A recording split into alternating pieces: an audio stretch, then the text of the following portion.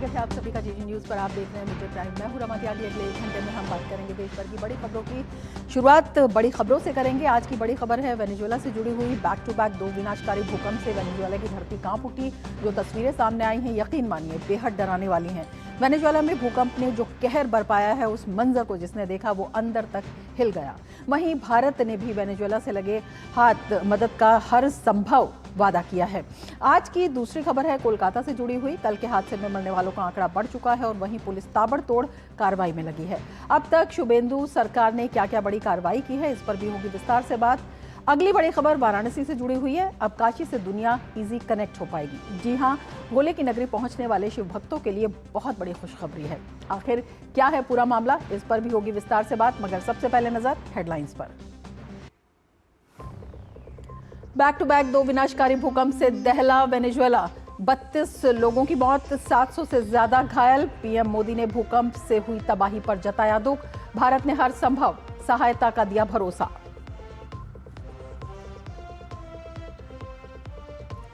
कोलकाता में तारातला हादसे में मृतकों की संख्या बढ़कर पहुंची 9। पुलिस ने 5 लोगों को किया गिरफ्तार। प्रधानमंत्री राष्ट्रीय राहत कोष से मृतकों के परिजनों को 2-2 लाख रुपए मदद की घोषणा। मुख्यमंत्री ने दी जानकारी। रेस्क्यू जारी। प्रधानमंत्री नरेंद्र मोदी ने संविधान हत्या दिवस पर कहा, आपातकाल संविधान पर था सीधा आघात। पीएम मोदी ने न्याय, स्वतंत्रता, समानता और बंधुत्व के सिद्धांतों की रक्षा के लिए जताई प्रतिबद्धता। वाराणसी से शुरू हुई देश की पहली हब एंड स्पोक विमान सेवा। विदेश यात्रा होगी आसान। पर्यटन और तीर्थाटन को मिलेगा बढ़ावा। केंद्रीय नागरिक उड्डयन मंत्री ने विमान सेवा का किया शुभारंभ।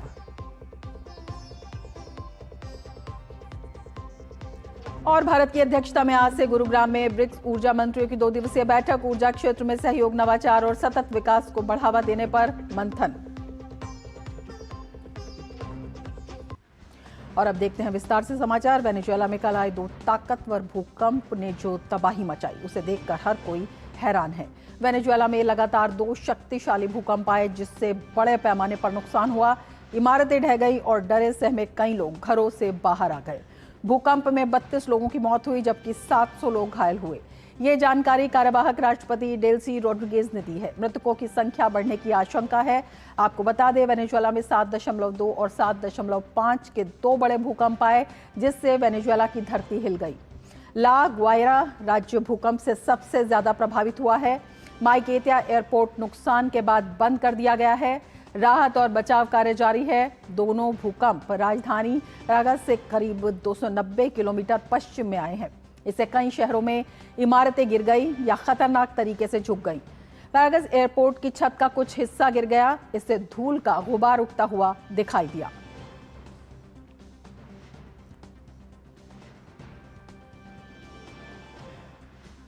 तो वेनेजुएला में तबाही की जो तस्वीरें सामने आई हैं, जिसने भी वो देखा वो परेशान हो गया। विनाशकारी भूकंप की चपेट में न जाने कितनी इमारतें आ गई।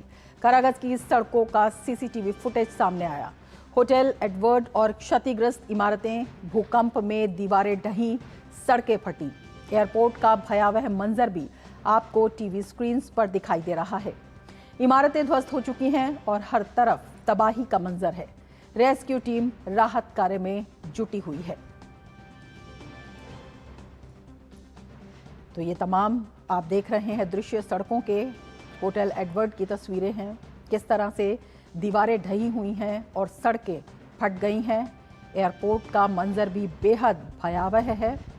रेस्क्यू ऑपरेशन हालांकि जारी है। इमारतें ध्वस्त हैं। भूकंप की विनाशकारी तस्वीरें। वेनेजुएला की व्यापक तबाही की आशंका जताई जा रही है।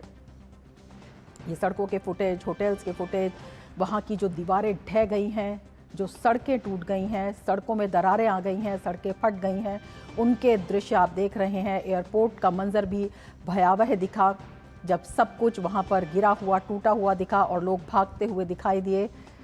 रेस्क्यू ऑपरेशन हालांकि लगातार वहाँ पर जारी है।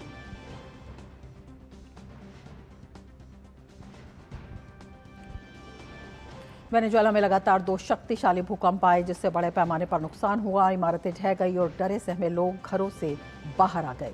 इन 7.2 और 7.5 तीव्रता के भूकंप ने पूरे क्षेत्र को हिलाकर रख दिया, जिसके कारण कई शहरों में इमारतों को खाली कराना पड़ा और इसके झटके करीब 1700 किलोमीटर दूर ब्राजील के अमेज़न तक महसूस किए गए।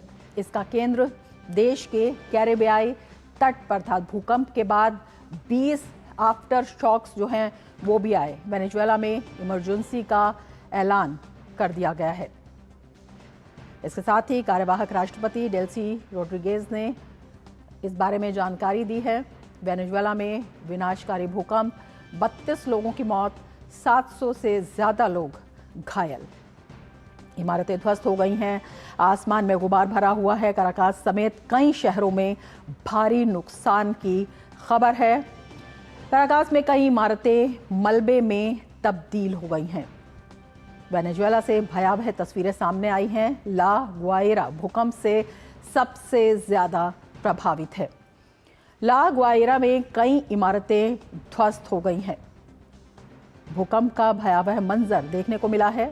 रेस्क्यू ऑपरेशन भी वहां पर युद्ध स्तर पर जारी है। इमरजेंसी का ऐलान कर दिया गया है। माइकेतिया एयरपोर्ट नुकसान के बाद बंद कर दिया गया है। तो बड़े नुकसान की आशंका जताई जा रही है। भूकंप से भारी तबाही वेनेजुएला में देखने को मिल रही है। बैक टू बैक 2 विनाशकारी भूकंप, जिससे वहां पर भय का माहौल है। विनाशकारी तस्वीरें वहां से सामने आई हैं।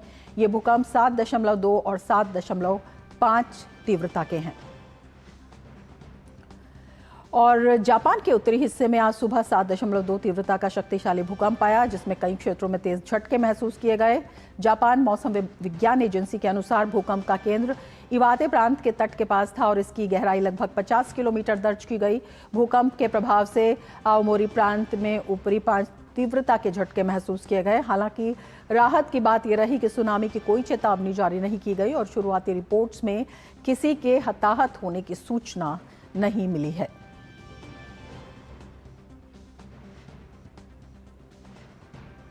तो जापान में भी 7.2 तीव्रता का भूकंप। जापान में भूकंप के झटकों से कई इलाकों में हलचल मच गई।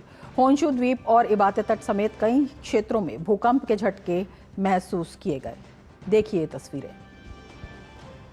जापान में धरती कांप उठी। भूकंप से इमारतें थर्रा गईं। कई इलाकों में झटके महसूस किए गए। होन्शु द्वीप के पास कंपन, ये तस्वीरें दिखा रही हैं किस तरह का कंपन वहां पर महसूस किया गया। हाजी नोहे में भी भूकंप का असर दिखाई दिया। तमाम इलाकों में झटके महसूस किए गए और ये झटके इतने ज़बरदस्त थे कि भूकंप से इमारतें थर्रा गईं। इवाते प्रांत के पास भूकंप का केंद्र रहा। तो जापान में भी विनाशकारी भूकंप की ये तस्वीरें आप देख रहे हैं। कई इलाकों में झटके जहां पर दिखाई दिए, किस तरह से सामान गिरता हुआ दिखाई दे रहा है। इमारतें जो हैं वो भी इन झटकों से थर्रा गईं। ये तस्वीर दिखाती है इसकी भयावहता। होन्शु द्वीप के पास की ये जो तस्वीर आप देख रहे हैं, इसमें ज़बरदस्त कंपन दिखाई दे रहा है। हाजी नोहे में भूकंप का असर दिखाई दिया और कई इलाकों में झटके महसूस किए गए। हालांकि किसी के हताहत होने की सूचना नहीं है। इवाते प्रांत के पास था भूकंप का केंद्र। जापान में भी भूकंप से धरती कांप उठी। इमारतें जो हैं वो थर्रा गईं। होन्शु द्वीप की तस्वीरें देख रहे हैं, वहां पर ज़बरदस्त झटके महसूस किए जा रहे हैं और किस तरह से वहां पर इन झटकों का असर दिखाई दिया। इन तस्वीरों में जो सामान गिरता हुआ दिखाई दे रहा है, इमारतें हिलती हुई दिखाई दे रही हैं और किस तरह से ये जो है हाची नोहे में भूकंप का असर जो है वो ज़्यादा दिखाई दे रहा है। हमारे संवाददाता दीपक हमारे साथ बने हुए हैं। दीपक, वेनेजुएला और जापान दोनों में इस वक्त क्या कुछ स्थिति है? वेनेजुएला में तो भूकंप की विनाशकारी तस्वीरें हमने देखे ही हैं। हालांकि जापान में किसी के हताहत होने की कोई सूचना नहीं है, लेकिन असर जो है काफ़ी दिखाई दे रहा है। जी बिल्कुल, दोनों ही देशों की अगर बात की जाए तो भूकंप के लिए काफ़ी संवेदनशील माने जाते हैं, चाहे वो जापान हो चाहे वो वेनेजुएला हो। हालांकि जापान बार बार इस तरह के भूकंप झेलता रहा है और इसलिए उसकी तैयारी भी काफ़ी ज़्यादा मजबूत रहती है। यही वजह है कि कोई हताहत होने की खबर वहाँ से नहीं आई है और अच्छी बात, जैसे कि आपने खुद जानकारी दी, कि कोई सुनामी का अलर्ट भी वहाँ पर जारी नहीं किया गया। हालांकि वैसे नुकसान वहाँ पर भी हुआ है जिसको लगातार वहाँ पर ठीक करने की कोशिश प्रशासन की तरफ से की जा रही है। बात वेनेजुएला की करते हैं। वेनेजुएला में अभी तक जो पुष्टि की गई है 32 लोगों की मौत की पुष्टि है आधिकारिक तौर पर, और ये भी बताया गया है कि 700 से ज़्यादा घायल लोग हैं जिनका अस्पतालों में इलाज चल रहा है। हालांकि ये नंबर अभी और ज़्यादा बढ़ सकता है और इसके बढ़ने की आशंका 10,000 से ज़्यादा की है, क्योंकि यूएस की जो जियोलॉजिकल सर्वे की तरफ से जो जानकारी दी गई है उसमें ये कहा गया है कि 40% से ज़्यादा ये आशंका है कि इसमें 10,000 से ज़्यादा लोग की मौत हुई है। तो फिलहाल अमेरिका ने भी इस पर चिंता जाहिर की है। अमेरिका के राष्ट्रपति डोनाल्ड ट्रंप ने ट्वीट करके कहा था कि वो तुरंत मदद पहुंचाएगा, और अमेरिका के विदेश मंत्री का इसके बाद बयान आया कि एक खोज और बचाव दल जो है वो रवाना कर दिया गया है वेनेजुएला के लिए, क्योंकि वहां पर इस वक्त सबसे ज़्यादा प्राथमिकता इसी बात को दी जा रही है कि जो लोग मलबे के नीचे दबे हुए हैं और जो जीवित हैं उन्हें तुरंत वहाँ से निकाला जा सके, उनका उपचार हो सके, उन्हें बचाया जा सके। इसी कवायद में लोग जुटे हुए हैं। वेनेजुएला के राष्ट्रपति कार्यवाहक जो राष्ट्रपति हैं डेल्सी, उनकी तरफ से भी ये अपील लोगों से की गई है कि प्रशासन तो अपना काम कर रहा है, लेकिन जो लोग हैं वो भी प्रशासन के साथ मदद के लिए आगे आएँ, कोशिश करें कि उनके आसपास का कोई दबा हुआ है, मलबे के नीचे फंसा हुआ है, तो उसको निकालने में प्रशासन के जो लोग वहाँ पर मौजूद हैं, कर्मचारियों अधिकारियों, उनकी मदद करें, क्योंकि इतना दर्दनाक ये हादसा और इतनी तबाही की तस्वीरें हैं कि आप जिधर भी नज़र घुमाएं आपको सिर्फ तबाही तबाही नज़र आएगी। 22-22, 25-25 मंजिला इमारत जो है वो धराशायी हो गई हैं। गगनचुंबी इमारतों के धराशायी हो जाना, उसके बाद उसमें कई सारे रेस्टोरेंट्स हैं, होटल्स हैं, वो तबाह हो गए हैं। उनमें लोग भी उस वक्त मौजूद थे। शाम का टाइम था अगर स्थानीय समय के हिसाब से बात की जाए, और अब की स्थिति ये है कि इस एक तरीके का अलर्ट भी प्रशासन की तरफ से जारी किया गया है कि कोई भी जो लोग हैं, खासतौर पर कराकस जो कि राजधानी है उसके आसपास के क्षेत्र में जो रहते हैं, वो बिल्डिंग के भीतर न जाएं, वो बाहर ही रहें। और ये वजह है कि कई लोग जो हैं वो अभी भी सैकड़ों की, हज़ारों की तादाद में लोग सड़कों पर हैं, सड़कों पर ही हैं, डरे हुए हैं, सहमे हुए हैं, क्योंकि आफ्टर शॉक भी लगातार आ रहे हैं। अब तक करीबन 20 से ज़्यादा आफ्टर शॉक आ चुके हैं, और ये भी आशंका इस वक्त जताई जा रही है कि ये आफ्टर शॉक जो है इनकी तीव्रता भी बढ़ सकती है। 4 से 5 तीव्रता के आफ्टर शॉक आ सकते हैं, तो ये भी खतरनाक होगा ऐसी स्थिति में जब पहले ही इतनी बड़ी तबाही है। तो यही वजह है कि हज़ारों की तादाद में जो लोग हैं वो सड़कों पर ही हैं, वहीं पर मौजूद हैं, वहीं पर उन तक खाना पहुँचाया जा रहा है, उनकी जो हर संभव मदद है वो कोशिश की जा रही है। अमेरिका की तरफ से जो बचाव टीम खोज दल भेजा गया है उसकी भी कोशिश यही रहेगी कि लोगों की मदद की जा सके। लोगों को इस बात के लिए भी अलर्ट किया गया है कि अगर वो अपने सगे संबंधी उनसे बातचीत कर सकें और उनकी खोज खबर ले सकें, तो उनको पता चले कि कोई कहीं फंसा हुआ है तो उसकी सूचना भी तुरंत दें, ताकि लोगों भारत को ने भी मदद का हाथ बढ़ाया है। तो प्रधानमंत्री मोदी का ट्वीट हम देख रहे हैं, संवेदनाएं तो जताई हैं, लेकिन दुख की इस घड़ी में, संकट की इस घड़ी में वेनेजुएला के साथ बिल्कुल मजबूती से खड़े होने की प्रतिबद्धता भी जताई है, मदद का भी आश्वासन दिया है। किस तरह से वहां पर स्थिति देख रहे हैं, और ऐसे में जो भारत की प्रतिबद्धता है ये कितनी अहम है?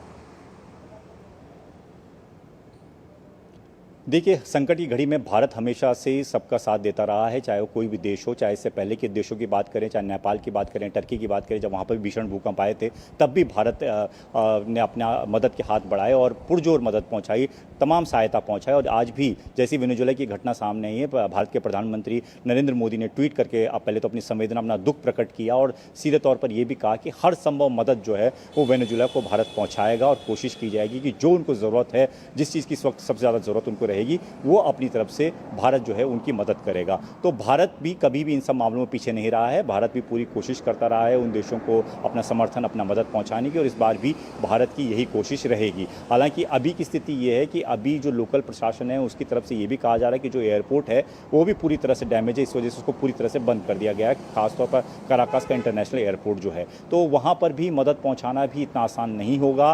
पहले तो प्रशासन की ये कोशिश थी कि जो सड़कें हैं उनको क्लियर किया जा सके, क्योंकि वो वहाँ पर भी काफ़ी ज़्यादा मलबा गिरा हुआ था, बिल्डिंग का काफ़ी ज़्यादा स्ट्रक्चर गिरा हुआ था।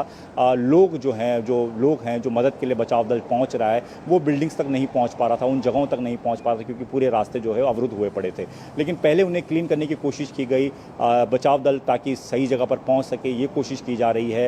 यही वजह है कि जो राष्ट्रपति, कार्यवाहक राष्ट्रपति डेल्सी, उन्होंने आम लोगों से बड़ी अपील की है। वो चाहती हैं कि आम लोग इस वक्त मदद करें। इस वक्त स्थिति ऐसी है कि वहाँ पर बचाव दल नाकाफ़ी होगा, हर किसी को मदद के लिए आगे आना होगा। और उन्होंने तमाम देशों का भी धन्यवाद किया है जिन्होंने अपना समर्थन, अपना दुख व्यक्त किया है और अपनी मदद पहुंचाने की बात कही है। तो फिलहाल एक खोजी बचाव दल जो है वो पहुंचने वाला वेनेजुएला, और वहां पहुंचकर वो भी कोशिश करेगा कि क्योंकि वो हाईटेक टीम होती है, और कोशिश उनकी तरफ से रहेगी कि ज़्यादा से ज़्यादा लोगों को जीवित निकाला जा सके, और यही सबसे बड़ी प्राथमिकता इस वक्त वेनेजुएला की बनी हुई है। दीपक, पूरे विश्व में जो चिंता है, क्योंकि आफ्टर शॉक्स की भी आप बात कर रहे हैं, आसपास का जो क्षेत्र है वहां पर भी नुकसान की आशंका जताई जा रही है। ऑयल रिजर्व्स हैं, उनको लेकर भी तमाम जो आशंकाएं हैं, संभावनाएं जताई जा रही हैं। क्या कुछ इस दृष्टि से आप देखते हैं, क्या इस तरह की भी कोई सूचना आई है कि जो ऑयल रिजर्व हैं उनको भी कुछ नुकसान पहुंचा है या वो सेफ एरिया में है? जी देखिए, अभी तो स्थिति काफ़ी नाजुक है और सीधे तौर पर जो एक्सपर्ट्स कह रहे हैं, ख़ास तौर पर जो यूएस जियोलॉजिकल सर्वे की टीम है उनकी तरफ से ये कहा गया है कि आफ्टर शॉक अभी आएंगे, और जैसा मैंने पहले भी बताया है कि इनकी तीव्रता भी काफ़ी हो सकती है। 4 से 5 तीव्रता के आफ्टर शॉक हो सकते हैं। ये अपने आप में बहुत बड़ी बात है, क्योंकि ये जैसा मैंने पहले भी बताया कि वेनेजुएला और अगर हम जापान की बात करते हैं, ये ऐसे देश हैं जो काफ़ी ज़्यादा संवेदनशील हैं भूकंप को लेकर, और यहाँ पर इतनी तीव्रता का भूकंप भयानक तबाही ला सकता है। और जिसका आप इस वक्त तस्वीरें देख भी रही हैं कि पहले 7.2 का भूकंप आता है जिसमें लोग संभल भी नहीं पाते, और उसके कुछ सेकंड्स बाद 7.5 का भूकंप आ जाता है। तो ये बहुत बड़ी तबाही इसीलिए हुई है क्योंकि इस इलाके में जहां पर एक छोटा भूकंप भी बड़ी तबाही ला सकता है, वहां पर 7.5 तीव्रता का भूकंप ने कितनी बड़ी तबाही लाई है, ये तस्वीरें दिखा रही हैं। तो ऐसे में आफ्टर शॉक को लेकर सबसे ज़्यादा सचेत रहने के लिए कहा गया है। सुनामी का अलर्ट भी है। ये भी कहा गया कि कैरिबियाई जो देश हैं, आसपास के जो देश हैं, वहाँ पर सुनामी का अलर्ट भी है, इसलिए उन देशों को भी अलर्ट पर रहना होगा। और जैसे कि आप भी बता रही थी कि बाकी देशों जो पड़ोसी देश हैं, चाहे वो कोलंबिया की बात करें, ब्राज़ील के अमेजन तक इसका असर पड़ा है, वहाँ पर भी लोगों ने इसको महसूस किया है। तो डर का माहौल ज़रूर वेनेजुएला में है और वेनेजुएला के पड़ोसी देशों में भी है। सबको अलर्ट पर रखा गया है, और यही वजह है कि सबसे बड़ी हिदायत और सबसे बड़ी एडवाइजरी यही है कि फ़िलहाल बिल्डिंग्स के अंदर जाने से मनाही है। खासतौर पर सबसे ज़्यादा प्रभावित जो इलाके हैं उनको कहा गया है कि आप बाहर ही रहें जब तक ये आफ्टर शॉक आएंगे, क्योंकि आफ्टर शॉक के आने का सिलसिला भी लगातार जारी है। बिल्कुल दीपक, एक बात आपसे और समझना चाहेंगे, क्योंकि ये जो है ये पूरे विश्व के लिए एक चेतावनी स्वरूप भी है, क्योंकि वेनेजुएला को अगर मानते हैं, वेनेजुएला और जापान की बात आप बता रहे थे, तो भूकंप प्रोन कई एरियाज यहाँ पर माने जाते हैं। वेनेजुएला में आते रहते हैं वहाँ पर भूकंप, लेकिन इतनी तबाही नहीं। 126 साल में कहा जा रहा है कि इतना बड़ा भूकंप और इतनी बड़ी तबाही जो है वो यहाँ पर आई है। 7.2 और 7.5, वो भी 60 सेकेंड के अंदर। जापान की बात करते हैं, जापान में भी 7.2, लेकिन जापान में कोई हताहत नहीं हुआ। वेनेजुएला में किस तरह से ये जो पूरा इतना नुकसान हुआ है, इसकी वजह क्या है, और टेक्टोनिक प्लेट्स जो हैं पूरे पृथ्वी की अगर हम बात करते हैं तो उनको लेकर ये कितनी बड़ी चेतावनी है? जी, टाइटैनिक प्लेट्स की अगर बात करें तो ये जो इलाका है वेनेजुएला का, इसमें बताते हैं कि कैरिबियाई और अमेरिकन टाइटैनिक प्लेट्स हैं। इन दोनों में जब घर्षण बढ़ा, इन प्लेट्स में जब स्थिति बिगड़ी, उसी वजह से ये भूकंप आया। और यहाँ पर मैंने पहले ही बताया कि संवेदनशील काफ़ी ज़्यादा है। जितना जापान है वैसे वेनेजुएला को माना जाता है, लेकिन कुछ खामियाँ यहाँ पर ज़रूर रही होंगी, क्योंकि आप गगनचुंबी इमारत बनाते हैं तो वहाँ पर आप भूकंप रोधी बिल्डिंग अगर नहीं बनाते हैं तो इस तरीके की जगहों पर अगर भूकंप आता है और इतनी तीव्रता का आता है तो नुकसान ज़रूर होगा। और यही कुछ वहाँ पर हुआ है। और ये कई एक्सपर्ट्स भी बता रहे हैं कि इतनी ऊंची ऊंची इमारत 22-22, 25-25 ऊंची इमारतें आपने बना रखी हैं संवेदनशील जगहों पर। वहां पर आपने कितना ध्यान रखा कि इन इमारतों को जो बनाया गया भूकंप रोधी हैं, इनमें उन तमाम टेक्निक यूज़ की गई हैं कि ताकि इतनी तीव्रता का अगर भूकंप आता है तो उसको झेल सकें। आप ताश के पत्तों की तरह, जो वीडियो सामने आप देखिए कि एक बड़ा होटल है वो ताश के पत्तों की तरह ढह जाता है, एक बड़ी बिल्डिंग है वो ताश के पत्तों की तरह ढह जा रही है। तो इससे साफ ये भी सवाल उठेंगे कि आखिर ये जो स्ट्रक्चर था, ये जो तमाम बिल्डिंगें बनाई गई थी, इसका कितना ध्यान रखा गया था कि एक संवेदनशील जगह पर आप इस तरीके की बिल्डिंग अगर बना रहे हैं, वो भी तब जब वेनेजुएला में 126 साल बाद इतना तेज भूकंप आया। और 126 साल बाद तो हम बड़े बात दुखद है, लेकिन एक बहुत बड़ा अलर्ट भी है। दीपक, पहले आते रहे हैं। बहुत शुक्रिया तमाम जानकारी के लिए।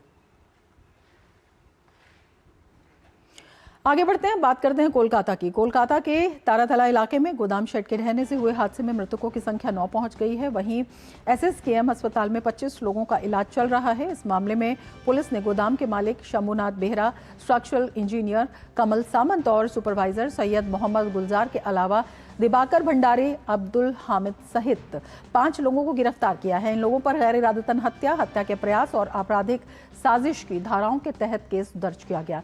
इन्हें एक मृत मजदूर के परिवार की ओर से दर्ज कराई गई शिकायत के आधार पर गिरफ्तार किया गया। मामले की जांच के लिए assistant commissioner of police Joy Surya Mukherjee के नेतृत्व में 7 सदस्यीय एसआईटी का गठन किया गया है।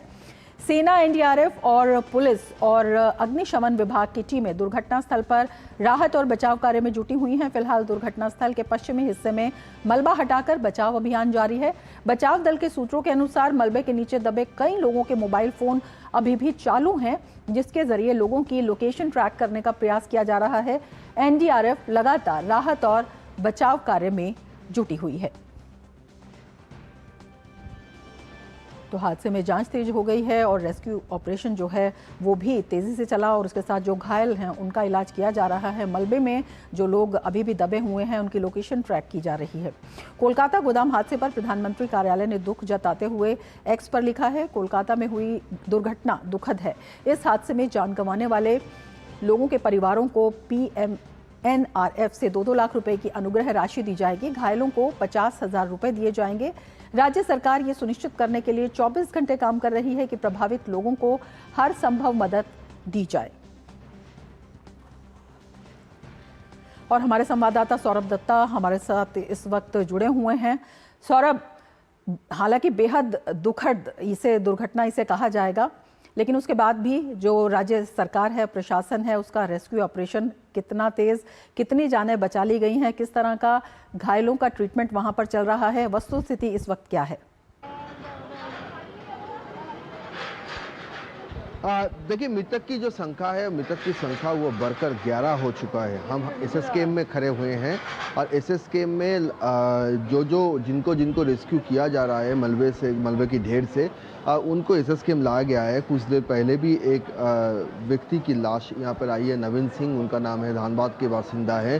तो कुल मिलाकर जो मृत की संख्या वो 11 हो चुका है।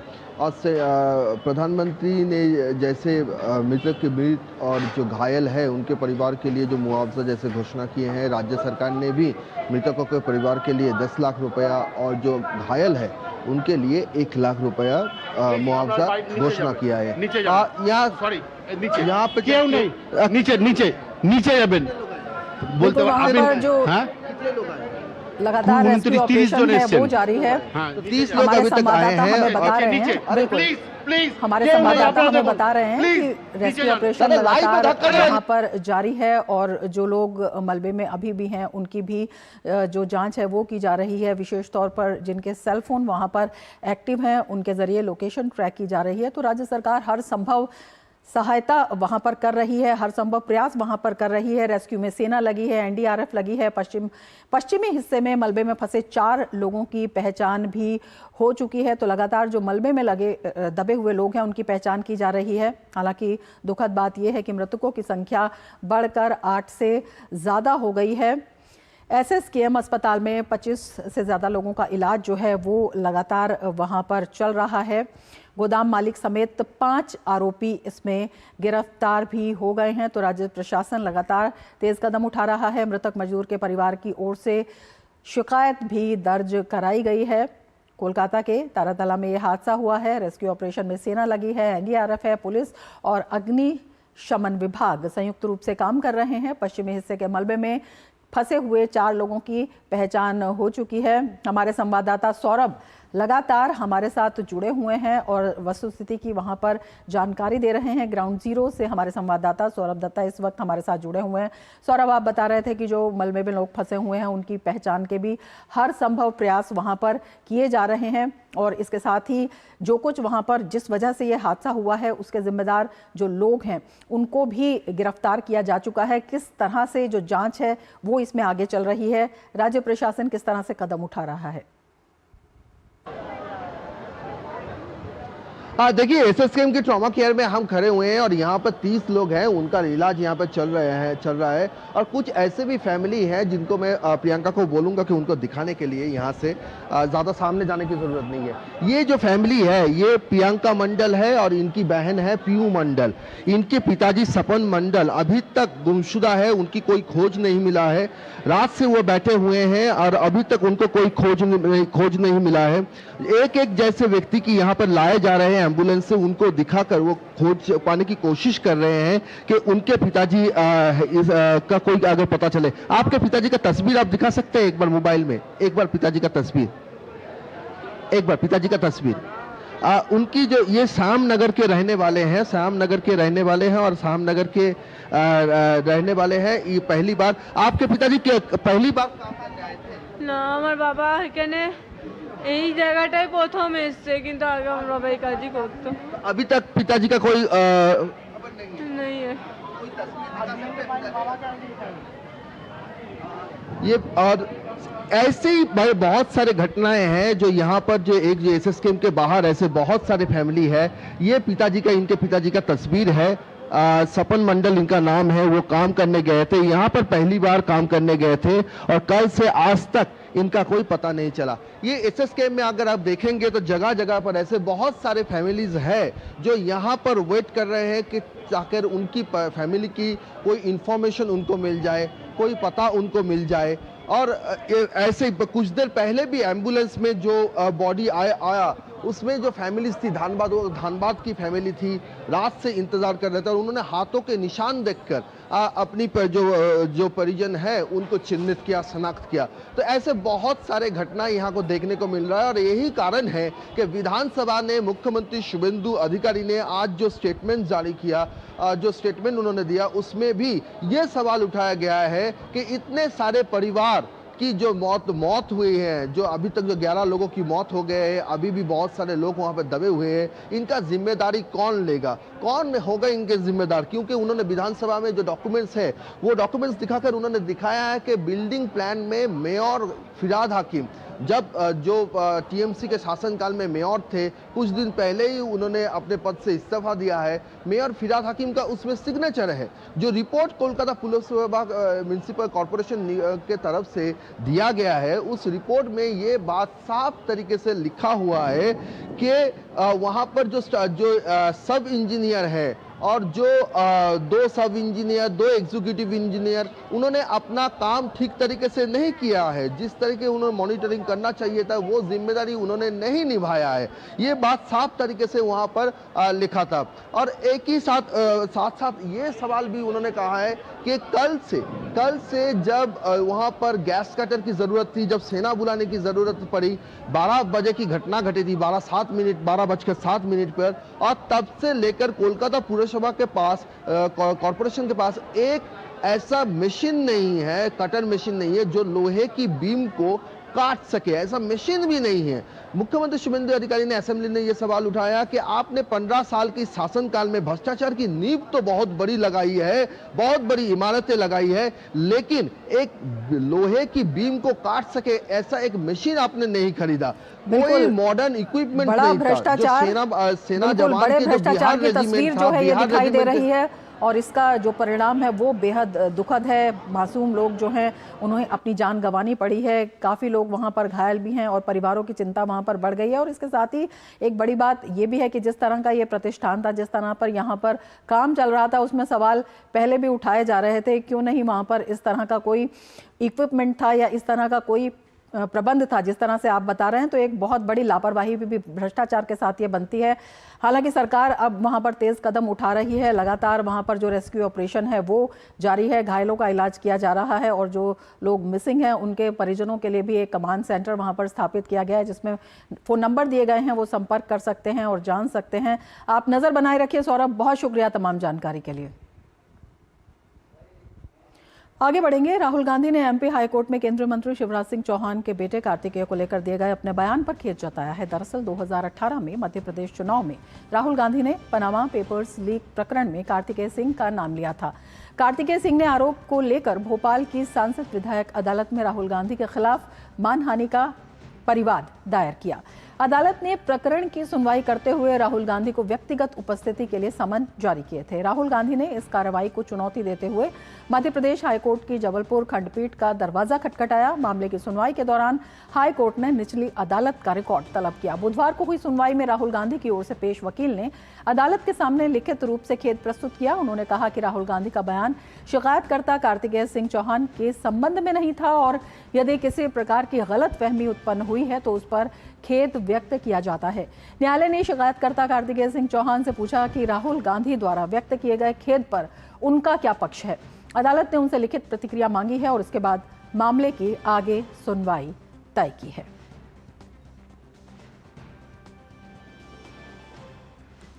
तो राहुल गांधी ने गलती मान ली है। राहुल गांधी ने समन को हाई कोर्ट में चुनौती दी। शिवराज के बेटे से जुड़ा मानहानि का ये मामला है। जबलपुर खंडपीठ में सुनवाई इसमें शुरू हो गई और निचली अदालत का रिकॉर्ड जो है इसमें तलब किया गया है।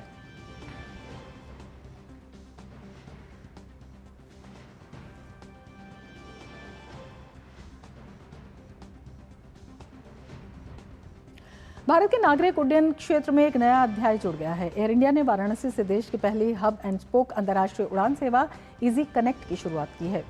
केंद्रीय नागरिक उड्डयन मंत्री किंजरापू राममोहन नायडू ने इस सेवा का उद्घाटन किया। पहली इजी कनेक्ट उड़ान AI-1111 वाराणसी के लाल बहादुर शास्त्री अंतर्राष्ट्रीय हवाई अड्डे से रवाना हुई।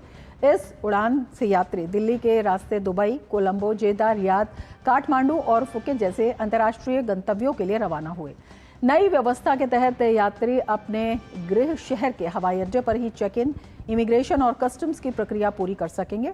इसके बाद वे दिल्ली, मुंबई या बेंगलुरु जैसे हब एयरपोर्ट पहुंचकर बिना दोबारा इमिग्रेशन या कस्टम्स प्रक्रिया से गुजरे सीधे अपनी अंतर्राष्ट्रीय उड़ान में सवार हो सकेंगे। हब एंड स्पोक मॉडल से यात्रियों का समय बचेगा, एयरलाइंस की परिचालन क्षमता बढ़ेगी और बड़े हवाई अड्डों पर दबाव कम होगा।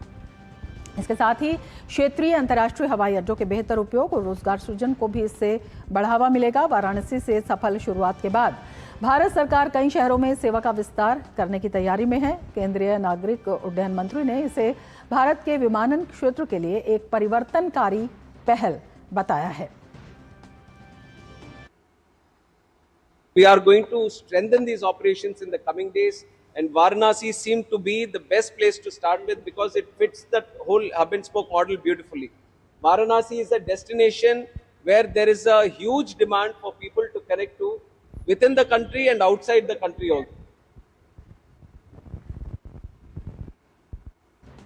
भारत आज से ब्रिक्स ऊर्जा मंत्रियों की 2 दिवसीय बैठक की मेजबानी कर रहा है। इस बैठक में ऊर्जा सुरक्षा को लेकर बहुत बड़ा जिसे कहते हैं कि आयोजन इसको माना जा रहा है, अपने आप में बेहद महत्वपूर्ण है। और जिस तरह से हम बता रहे थे कि उड्डयन क्षेत्र में आज एक नई उड़ान भारत ने भरी है। हमारे संवाददाता तपस हमारे साथ इस वक्त मौजूद हैं और ज़्यादा जानकारी के साथ।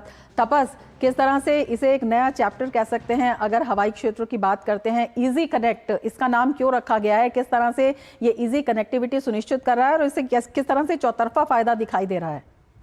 बिल्कुल सर, आपने सही कहा, इजी कनेक्ट है। इजी कनेक्ट इसलिए कहा जा रहा है क्योंकि पहले क्या होता था, ऐसा नहीं कि बनारस से पहले इंटरनेशनल एयरलाइंस नहीं जाती थी या इंटरनेशनल जगह पे नहीं जाते थे। जो जैसे शारजाह है या कहीं आप कहें काठमांडू है, यहाँ से बनारस से लोग जाते थे, लेकिन वो डायरेक्ट फ्लाइट होती थी। जहां तक रही बात यूए के दूसरी जगह या फिर यूएस की बात करें, यूके की बात करें, ऐसे देश है जहाँ पे आपको दिल्ली, मुंबई या ऐसी जगहों से फ्लाइट पकड़नी पड़ेगी। तो होता क्या था कि बनारस से लोगों को जाना पड़ता था उस जगह पे, वहां पे अपना सामान फिर से वो लेना पड़ता था, फिर दूसरे टर्मिनल जाना पड़ता था, फिर वो पूरी प्रक्रिया फिर से करनी पड़ती थी। तो 2 प्रक्रिया बहुत अहम होती है इंटरनेशनल ट्रैवल में। सबसे पहला होता है कस्टम और दूसरा अहम होता है इमिग्रेशन का। तो इस पूरे सिस्टम के जरिए जो जैसे प्रेशर, आपने सही कहा पहले, कि प्रेशर पड़ता था दिल्ली, मुंबई आसपास जो इंटरनेशनल एयरपोर्ट होते हैं उन पर बहुत प्रेशर पड़ता था, उसको कम करने की कोशिश की गई है। इमिग्रेशन जो है वो एक जगह पे हो जाएगा, सामान जो है आपका सीधा निकल आएगा। वो अब आपका हेडेक नहीं है कि आप उसको फिर से निकाल के लाएं, फिर से आप चेकिंग कर रहे हैं आप एयरपोर्ट के अंदर, फिर से आप सिक्योरिटी चेक करवाएं। ये जो सारा झमेला था वो खत्म कर दिया गया है। आप इमिग्रेशन कीजिए बनारस से, कस्टम आप एक बार दिल्ली एयरपोर्ट में चेक कीजिएगा, इमिग्रेशन का पूरा प्रॉब्लम खत्म कर दिया गया है। सीधा आपको दिल्ली एयरपोर्ट में सिक्योरिटी चेक करना पड़ेगा जब चेंज करते हैं, और उसके बाद आप वहां पे पहुंच जाएंगे और अपने गंतव्य स्थान, या चाहे लंदन हो, न्यूयॉर्क हो, किसी भी जगह पे आप जाएं, अपना सामान सीधा डायरेक्ट वहीं पे ले ले। तो ये एक तरह से बनारस को इंटरनेशनल मैप में लेके आ रहा है। और सिर्फ बनारस नहीं, जो मैंने अब बात की थी मिनिस्टर राममोहन नायडू से, उनका कहना था कि अगले 6 महीने में ऐसे और ज्यादा जो सेंटर्स हैं उनको जोड़ा जाएगा। कोशिश की जा रही है कुछ साउथ से, कुछ ईस्ट से, ऐसे सेंटर्स को जोड़ा जाए जहां पे यहाँ पे उनको फायदा मिले, जो लोग हैं वहां के उनको फायदा मिले। तो बनारस पहला है क्योंकि बाबा काशी धाम है, उनका भगवान का गढ़ है, तो वहां से इसकी शुरुआत की गई है।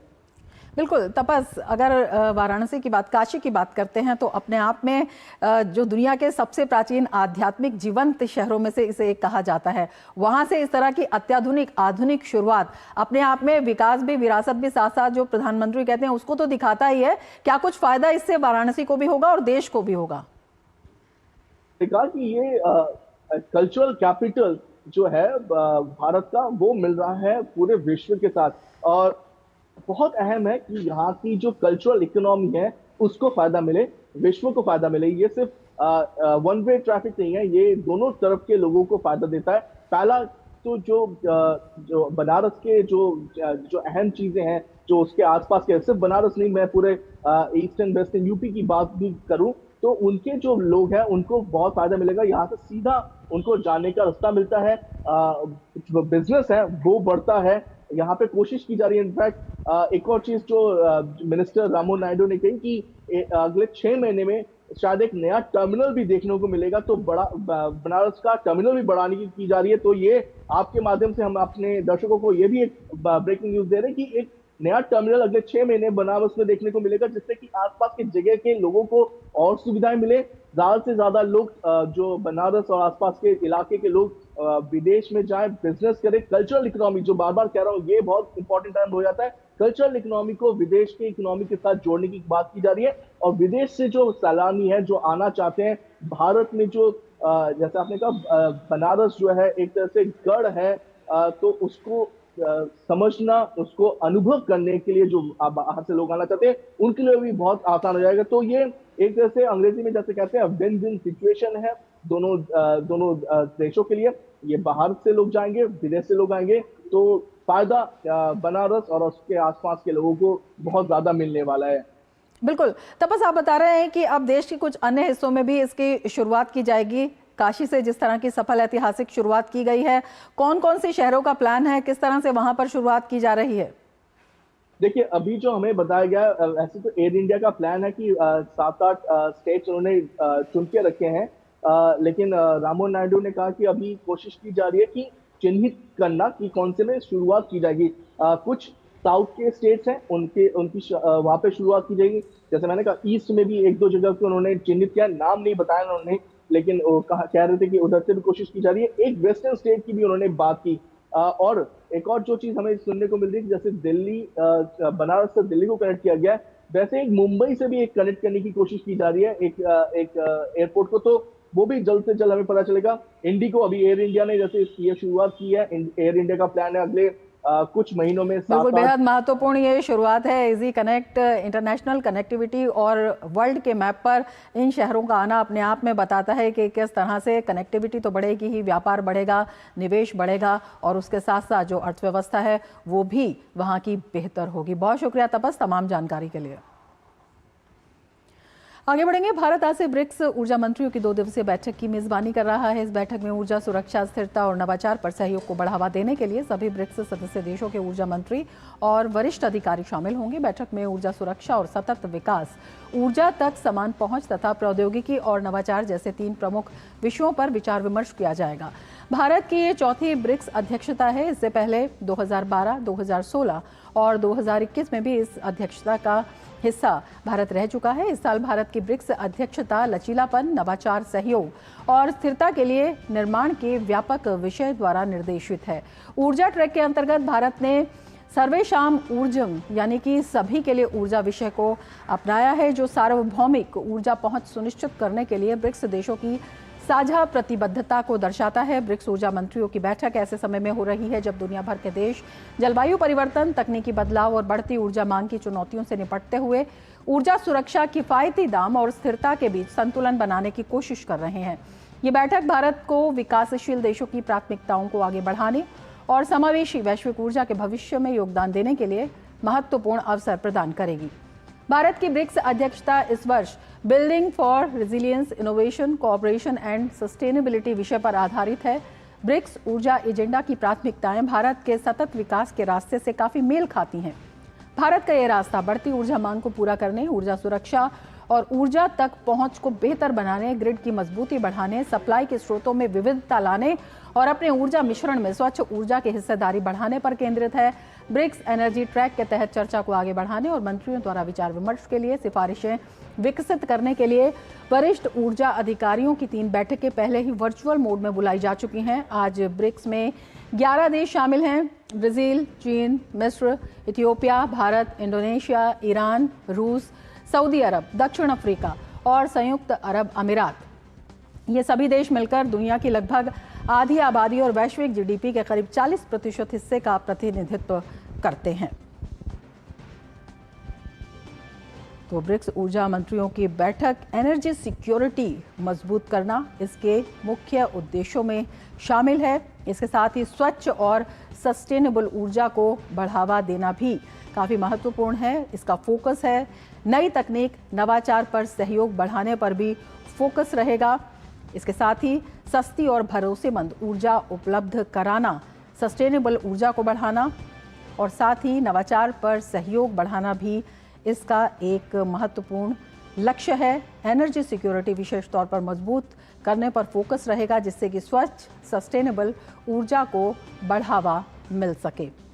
तो ये मुख्य उद्देश्य हैं जिनकी वजह से ये बैठक काफ़ी महत्वपूर्ण है। किन मुद्दों पर चर्चा संभव है? तेल और गैस सुरक्षा, इसके साथ ही नवीकरणीय ऊर्जा, सोलर, पवन बिजली ग्रिड को मजबूत करना, साथ ही ऊर्जा आपूर्ति स्रोतों में विविधता और नई ऊर्जा तकनीकों में निवेश जो है ये भी इसका फोकस है, और ऊर्जा की बढ़ती मांग का समाधान ऊर्जा आपूर्ति स्रोतों में विविधता के द्वारा इन मुद्दों पर जो चर्चा है वो संभव है। साथ ही नई ऊर्जा तकनीकों में कैसे निवेश किया जाए ये भी एक प्रमुख मुद्दा चर्चा का रहने वाला है, जिससे कि ऊर्जा की जो बढ़ती मांग है वैश्विक ज़रूरतों को देखते हुए उसे पूरा किया जा सके।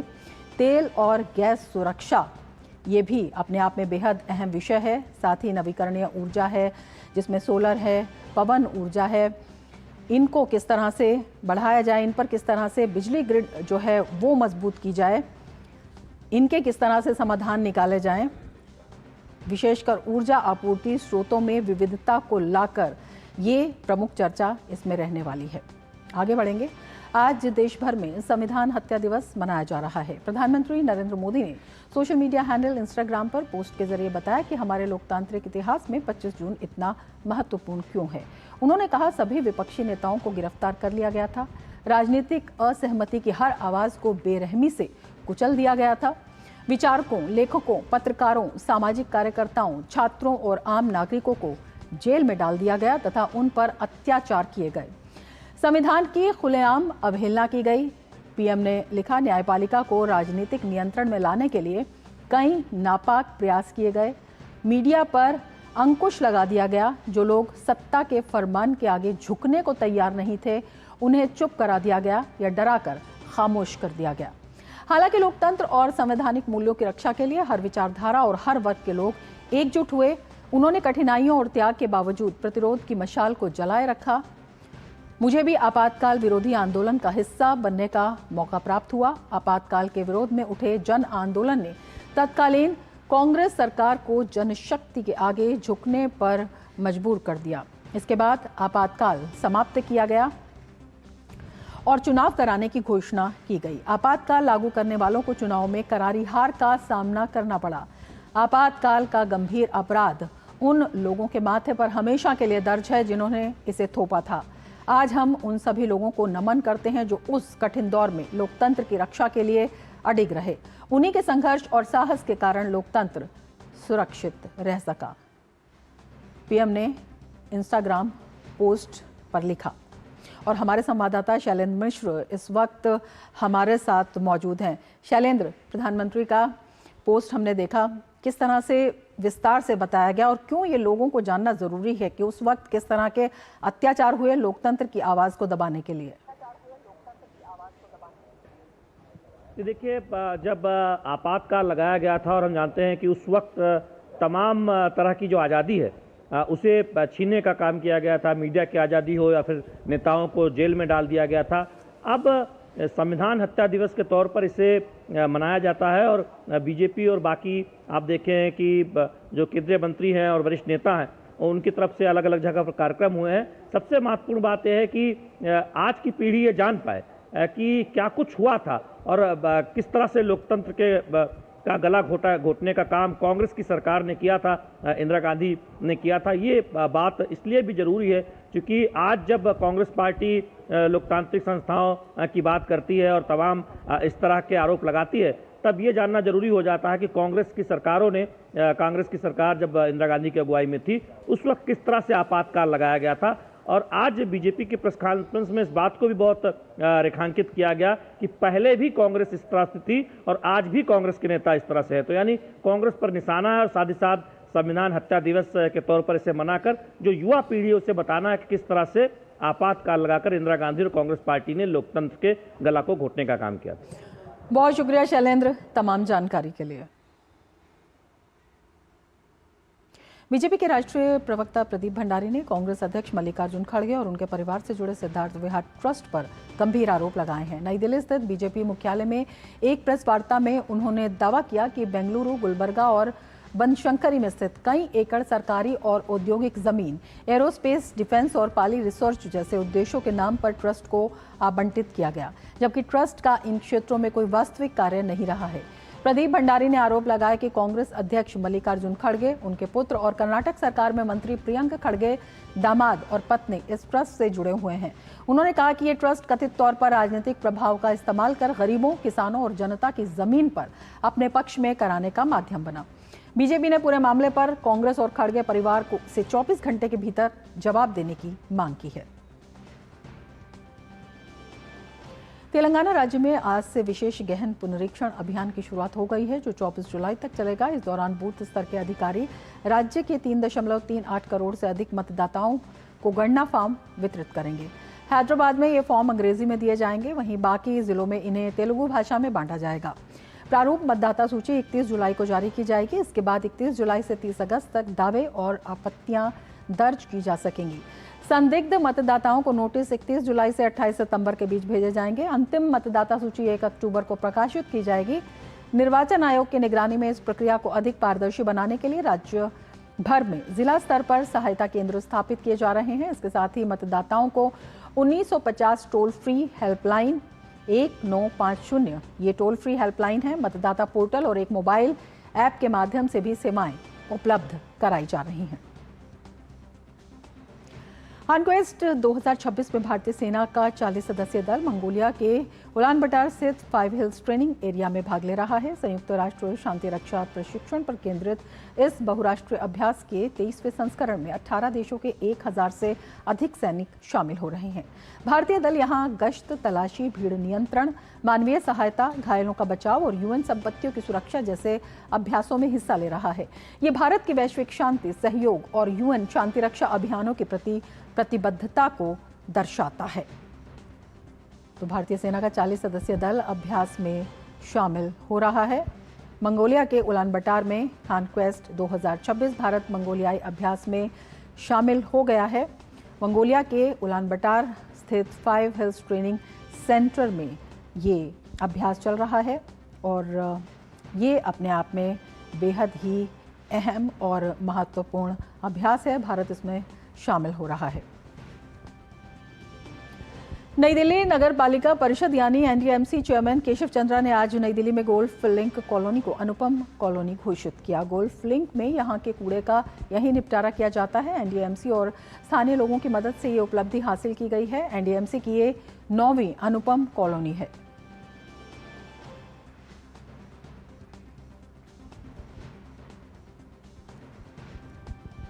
अनुपम कॉलोनी में की उपाधि देने में हमें अत्यंत गर्व महसूस हो रहा है। अकेली पहली कॉलोनी है, नवी कॉलोनी में पहली कॉलोनी जिसने अपना काम सामने रख दिया है कि और किसी को कोई बताने की आवश्यकता नहीं है।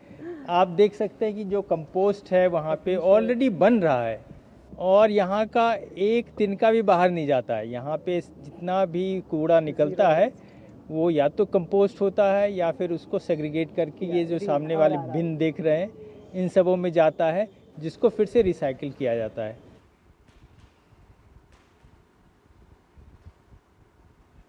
और आप खबरें देख लेते हैं खेल जगत की। गौरव हमारे साथ जुड़ चुके हैं। गौरव, क्या कुछ खास खेल की खबरों में आज? शुक्रिया रमा। और खेल जगत में इस वक्त धूम मची हुई है फीफा विश्व कप की। तो खबर की शुरुआत भी, खेलों की खबर की शुरुआत उसी से करते हैं, जहां पर फीफा विश्व कप में ग्रुप ए के मुकाबले में दक्षिण अफ्रीका ने दक्षिण कोरिया को 1-0 से हराकर पहली बार नॉकआउट चरण में जगह बना ली। इस जीत के साथ ही दक्षिण अफ्रीका नॉकआउट दौर में जगह बनाने में कामयाब भी रही और ये 12वीं टीम है जो कि नॉकआउट चरण में पहुंच गई है। ये पहली बार है जब दक्षिण अफ्रीका की टीम विश्व कप के नॉकआउट राउंड में पहुंचने में कामयाब हुई है। टीम ने दक्षिण कोरिया को 1-0 से हराया। तो ये एक बड़ी जीत कह सकते हैं दक्षिण अफ्रीका के लिए है। वहीं फीफा विश्व कप 2026 के ग्रुप सी में ही खेले गए एक मैच में ब्राजील ने स्कॉटलैंड को 3-0 से हराकर शानदार जीत दर्ज की।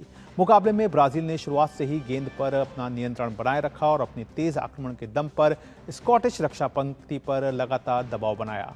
पहले हाफ में बढ़त हासिल करने के बाद ब्राजील ने दूसरे हाफ में 2 और गोल दागकर जीत अपनी सुनिश्चित कर ली। स्कॉटलैंड ने मुकाबले में वापसी की कोशिश दिखाई, लेकिन ब्राजील की मजबूत रक्षा और प्रभावी मिडफील्ड के सामने उसे सफलता नहीं मिली। इस जीत के साथ ब्राजील ने नॉकआउट दौर में अपनी जगह पक्की की। तो ब्राजील की टीम जो है वो ग्रुप सी से टॉप पोजीशन के साथ पहुंची है नॉकआउट राउंड में। वहीं फीफा विश्व कप में ही आज देर रात मुकाबलों की बात करें तो ग्रुप ई में जर्मनी का सामना इक्वाडोर से होगा। जर्मनी की टीम पहले ही नॉकआउट दौर में है। जर्मनी 2014 के बाद से विश्व कप के नॉकआउट राउंड में पहुंची है। वहीं ये मुकाबला इक्वाडोर के लिए काफ़ी अहम रहने वाला है क्योंकि टीम को अभी तक जीत नहीं मिली है और टीम को अगर यहां हार मिलती है तो टीम प्रतियोगिता से बाहर हो जाएगी। वहीं एक अन्य मैच में कुरासाओ का सामना कोटे डी आइवोरे से होगा।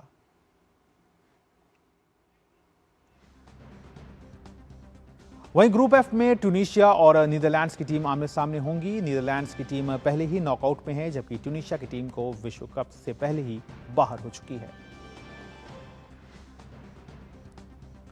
ग्रुप एफ में ही जापान और स्वीडन की टीम भी भिड़ती हुई नजर आएंगी। जापान की टीम शानदार फॉर्म में चल रही है और टीम ने नीदरलैंड्स से 2-2 से ड्रॉ खेला, जबकि ट्यूनीशिया के खिलाफ टीम ने 4-0 की बड़ी जीत दर्ज की।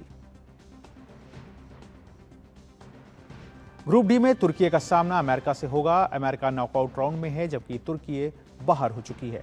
वहीं ऑस्ट्रेलिया और पैराग्वे की टीम भी कल आमने सामने होंगी। और अब बात कर लेते हैं एथलेटिक्स की, जहां राष्ट्रीय रिकॉर्ड होल्डर ज्योति याराजी ने करीब 1 साल तक खेल से खुद को दूर रहने के बाद शानदार वापसी की है। उन्होंने बुधवार को नेशनल इंटरस्टेट चैंपियनशिप में महिलाओं की 100 मीटर बाधा दौड़ में एथलेटिक्स फेडरेशन ऑफ इंडिया के एशियाई खेलों के क्वालिफाइंग मार्क को पार कर लिया। याराजी ने हीट में 13.14 सेकंड का समय लिया, जो एएफआई के 13.34 सेकंड के क्वालिफाइंग स्टैंडर्ड से काफ़ी बेहतर था। ये 26 साल की एथलीट के लिए एक शानदार वापसी थी, जिनकी पिछले साल जुलाई में ट्रेनिंग के दौरान घुटने में गंभीर चोट लगने के बाद ACL सर्जरी हुई थी। और अब बात कर लेते हैं क्रिकेट की, जहां आईसीसी महिला T20 विश्व कप में आज भारतीय टीम का सामना बांग्लादेश से होगा। भारतीय टीम ने विश्व कप में अब तक 3 मैच खेले हैं, जिसमें 2 में टीम को जीत मिली है, जबकि पिछले मैच में दक्षिण अफ्रीका की टीम के हाथों टीम को हार का सामना करना पड़ा था। मध्यक्रम के बल्लेबाजों की नाकामी और खराब क्षेत्ररक्षण के कारण महिला T20 विश्व कप में भारत का अभियान खतरे में पड़ता दिखाई दे रहा है। ऐसे में टीम बांग्लादेश के खिलाफ अपनी इन कमियों को दूर करना चाहेगी। तो रमा, ये थी खेल जगत से जुड़ी हुई तमाम बड़ी खबरें, जहां पर सबसे बड़ी खबर जो है वो अभी फिलहाल फीफा विश्व कप से बनी हुई है, जहां पे नॉकआउट में पहुंचने की जो जंग है वो अब रोमांच तक होती जा रही है। बिल्कुल, आप नजर बनाए रखिए गौरव, बहुत शुक्रिया तमाम जानकारी के लिए। और अब यूपी बीजेपी से जुड़ी एक बड़ी खबर आ रही है। उत्तर प्रदेश में अगले साल होने वाले विधानसभा चुनाव की तैयारियों को गति देते हुए बीजेपी ने संगठनात्मक स्तर पर बड़ा बदलाव किया है। पार्टी ने अपनी प्रदेश इकाई के नए पदाधिकारियों की सूची जारी कर दी है। लिस्ट में 64 पदाधिकारियों के नाम हैं। इनमें 19 उपाध्यक्ष, 8 महामंत्री, 19 मंत्री, 6 क्षेत्रीय उपाध्यक्ष और कार्यालय मंत्री शामिल हैं। नई टीम में शामिल सामाजिक और क्षेत्रीय वर्गों को प्रतिनिधित्व देने के साथ साथ संगठन को बूथ स्तर तक और मजबूत बनाने पर जोर दिया गया है। पार्टी नेतृत्व का मानना है कि नई टीम के जरिए कार्यकर्ताओं के बीच बेहतर समन्वय स्थापित होगा और चुनावी रणनीति को प्रभावी ढंग से लागू किया जा सकेगा। तो उत्तर प्रदेश बीजेपी ने संगठनात्मक बदलाव किया है और ये जो है दिल्ली और लखनऊ में कई दौर की बैठकों के बाद ये बदलाव किया गया है। आगामी विधानसभा चुनाव को देखते हुए ये अपने आप में बहुत संगठन को बूथ स्तर तक और मजबूत बनाने पर जोर देने को लेकर काफ़ी अहम है। 64 पदाधिकारियों के नाम जो हैं लिस्ट में जारी किए गए हैं। तो ये बड़ा संगठनात्मक बदलाव उत्तर प्रदेश में बीजेपी ने किया है। इसके साथ ही मिड डे प्राइम में फिलहाल इतना ही। दीजिए इजाजत, नमस्कार।